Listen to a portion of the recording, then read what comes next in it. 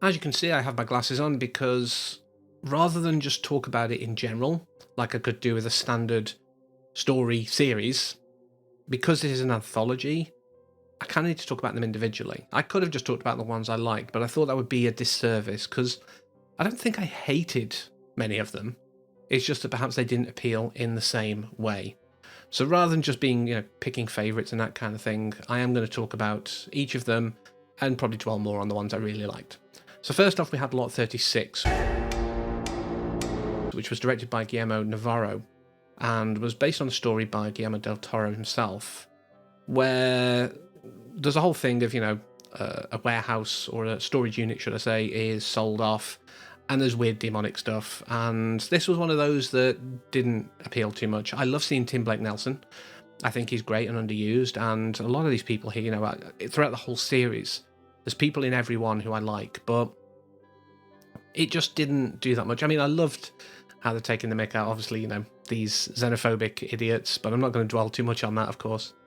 But yeah, it just didn't appeal as much as some of the others, but, again, it's got elements. I like the design of the demon and all that kind of stuff and everything like that, but yeah, in general, I'd mostly forgot about it before this video, let's be honest. So the second episode, Graveyard Rats, with David Hewlett, which was directed by Vincenzo Natali and based on a story by Henry Kuttner.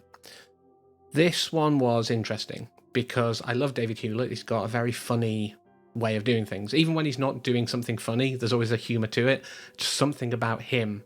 And the story itself is quite humorous. This idea of someone grave robbing and gets taken down deep into this area where these rats that have been stealing bodies apparently are. He's sort of chased down there and, it meets this big queen rat, which is a great practical effect for the most part, I think. And of course, at the end, he's then dug up himself as a corpse before the rats sort of emerge out of him, and that was quite horrific, especially the one climbing out of his mouth. I really didn't like that, but this episode was fun, and that's enough in some ways.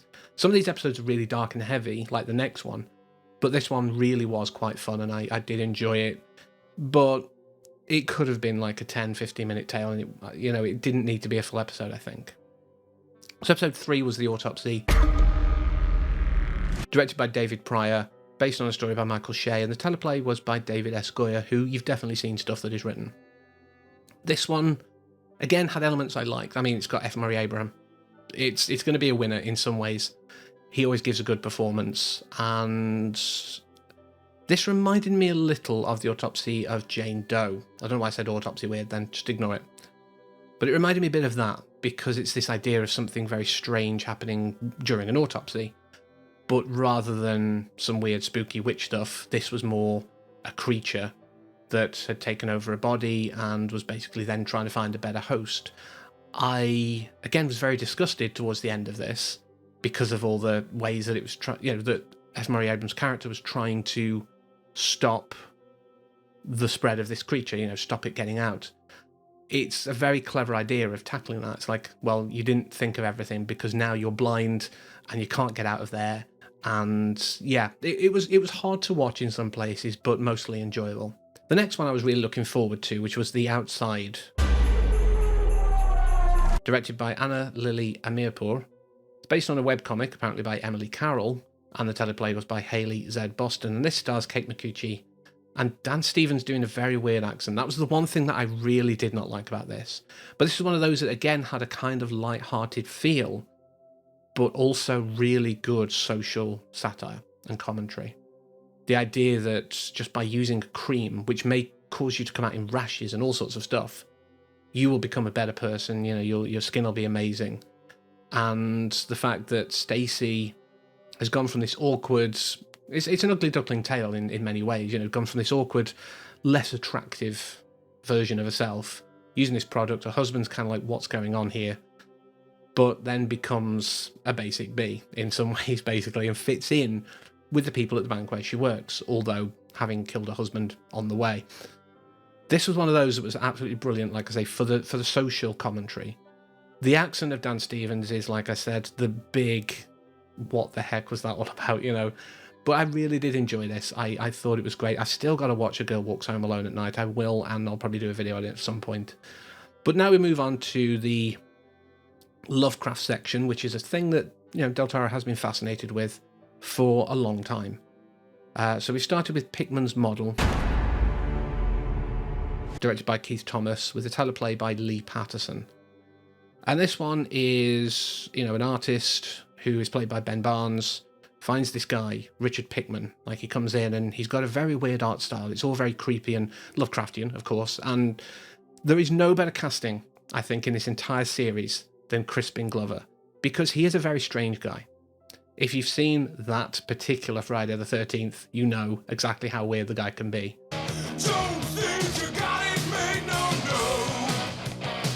There's stuff that he's done throughout. There's a lot of people, I think, out there who have some kind of condition in the acting world and entertainment industry in general, but because of the roles they do, it's hidden a lot of the time. There are occasionally people who don't hide it when they're out in the world, and I think Crispin Glover is one of those. He might have something. I'm not saying necessarily it's anything bad. He's just got a weird way of approaching the world, and I respect it. I think the guy's very interesting. But I love this whole thing of, the art destroying people's minds in some ways, because art does influence us in so many different ways. And the fact that it causes all of these problems, and, Thurber goes home, his wife's got her eyes pulled out and everything like that, and, his child's going to be eaten as his meal, which was depicted in paintings that Pickman did. I think Pickman's Model might have been the inspiration for the Pickman Gallery in Boston in Fallout 4 as well. Someone will correct me, I'm sure, if that's wrong. But this idea, like I say, of art influencing us in less good ways, because we all, are entertained by or appreciate art, but could it cause a lot of things? Depending on what's depicted in it, will that fracture your psyche? Will that cause you to go crazy? And this is something that Lovecraft delved a lot into, the things that can turn you crazy. So, of course, we follow with Dreams in the Witch House,